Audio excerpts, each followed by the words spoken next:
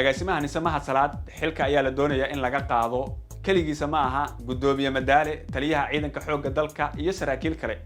waxaan rabaa cid lagu bedeli doono iyo sidoo kale sida ay wax u soconayaan iyo goorta arinta ay dhici doonto inaan warbixintan kugula wadaago soo dhawow fadlan daawade waxaan ka codsanayaa muuqaalka inaad share gareyso aragtidaada qaybta hoose comment-ga inoogu reeb mahadsanid madaxweynaha dowladda federaalka xasan sheekh maxamuud iyo ra'iisul wasaare xamse cabdi barre waxay isla garteen in xilka qaadis lagu sameeyo agaasimaha nisa mahad salaad ayaa muddooyinkan dambe aad loo hadalhayay in xilkan laga qaadi doono inkastoo xilka qaadistiisan ay soo shaacbaxday bilooyin badan ka hor haddana hadda waxaa la leeyahay waa ay soo gabagabowday oo qalinka ayaa lagu wada duugay kulan xalay madaxtooyada ay ku yeesheen madaxweynaha iyo ra'iisul wasaaraha sidoo kale waxaa la diyaariyey shakhsiyaadkii bedeli lahaa ama shakhsigii bedeli lahaa mahad salaad xogaha qaar waxay sheegayaan maadaama mahad salaad uu yahay gacanta midig ee madaxweyne xasan sheekh in la doonayo in la geeyo galmudug oo uu noqdo madaxweynaha dowlad goboleedka galmudug isla markaana bedelo madaxweynaha iminka talada haya qoorqoor sidoo kale warar kale waxay sheegayaan in ay jiraan dhaliilo ku saabsan weerarkii SYL in uu sababo la xiriira maadaama hay'adiisu aysan xogo hordhac ka keenin wixii dhacay iyo waliba ka hor inta aanu argagixisada soo galin magaalada ama weerarkaanu soo qaadin iyo jagbontiyadii laga soo gudbiyay oo xubno nisa ka tirsan lagu arkay kadib markii la baaray kaamirooyinka ku xiran wadooyinka mahad salaad waxaa la siinayaa sidoo kale fursad uu ku diyaarsado ololihiisa doorashada galmudug halkaas oo loo wado inkastoo aan la ogeyn tani waxay ka bedeli doonto isbedelka amni ee ka jira muqdisho iyo waliba sidoo kale isbedelka weyn ee lagu sameeyay nisa iyo in la kala soocay al-shabaabkii ku dhex dhoomanayay dowladda waxaa kaloo xigi doona oo xilka isna la rabaa in laga qaado taliyaha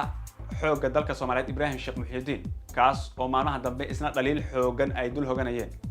waxaa lagu dhaliilayay ka gaabiska howlgallada ka dhanka argagixisada al-shabaab iyo waliba sidoo kale in taliyuhu uu inta badan ka mashquulay howlihiisii shaqada waxaa sidoo kale madaxa loo saaray arinta ku saabsaneed ciidankii isaga soo baxay koonfurta gobolka mudug kadib markii sahaydoodii la maasuqay taasna jawaab uu u waayay waxaa la sheegayaa marka in taliyaha xilka laga qaadi doono waxaana la doonayaa in lagu bedelo gudoomiyaha maxkamadda ciidamada qalabka sida Shuute oo laga dhigi doono taliyaha ciidamada xoogga dalka Soomaaliyeed waa sida xogta lagu helayo inkastoo ay wax badan iska bedeli karaan gudoomiye madaale isna seefta waa ay ku socotaa oo go'aankiisa waa la gaaray in xilka laga qaado madaale waxa uu sababsanayaa maadaama uu ku mashquulay wax ka baxsan howlihii loo igmaday ee magaalada in kaliya uu soo jeestay in shacabka si awood looga qaado lacag canshuur ah oo aysan awoodin waxna aan loogu qabanin gudoomiyaal degmo oo dadka dhoonta u galay oo dhibaato ku haya oo aanu ka qaban gudoomiyaha wadooyin burbursan qashinna badan ay yaalaan oo aanu nadaafadooda uusan ka shaqeyn gudoomiye madaale waxay taasi keentay isagana in xilkan laga qaadayo waxa lagu bedelayaa oo la qorsheeyay oo la diyaariyay in xilkaasi loo magacaabo Axmed Faal oo gudoomiyaha gobolka Shabeellaha Dhexe soo ahaa hase ahaatee xilkaasi laga soo qaaday sababo la xiriira in halkan loo soo wado kuna darso Axmed Faal waxaa lagu qancinayaa saaxiibka madaxweynaha Muuse Suudi oo 2 sano ay kala maqnaayeen arintan awgeed hase ahaatee heshiiskii habeenna ka hor ka dhacay mirnaayada ee madaxweyne xasan sheekh iyo Muuse Suudi waxaa Muuse Suudi loo sheegay in shakhsiga uu doonayo xilkan loo dhiibi doono ee ah Axmed Faal geesta kale wararka soo baxay waxay sheegayaan in xilka laga qaadi doono Macalin Mahdi oo booliska gobolka Banaadir ah sida saddexda kale aan soo sheegay ay u xoogan yihiin taliyaha booliska gobolka Banaadir xogtiisa uma xoogana laakiin saraakiisha xilka qaadista soo galay ayuu ku jiraa sida la sheegay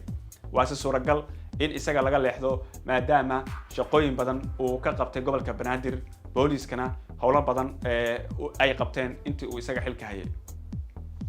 waxaa kaloo jira isku shaandheyn xoogan oo lagu sameyn doono golaha wasiirada ee xukuumadda federaalka Soomaaliya wasiiro badan ayaa bixi doona oo aan soo noqon doonin wasiirada qaarkood shaqada ayaa loo bedeli doonaa waxaa jirta wasiirka arrimaha gudaha Axmed Macalin Fiqi in loo saadaalinayo in la geeyo nisa oo uu noqdo taliyaha nisa wasiiro kale ayaa la keeni doonaa ama shakhsiyaad cusub oo xildhibaan ah ayaa wasiiro laga dhigi doonaa iyadoo la ogyahay in wasaarado badan ilaa iyo hadda boosaskoodii la buuxin oo ay bannaan yihiin sida wasaaradda arrimaha dibadda haddaba daawade maxay isbedel keeni karaan isbedelada lagu sameyn doono dadkan kor ku soo xusay sida agaasimaha nisa duqa muqdisho taliyaha xoogga dalka iyo saraakiisha kale aragtida qaybta hoose commentiga noogu reeb muuqaalka share garay si uu dad badan u gaar mahadsanid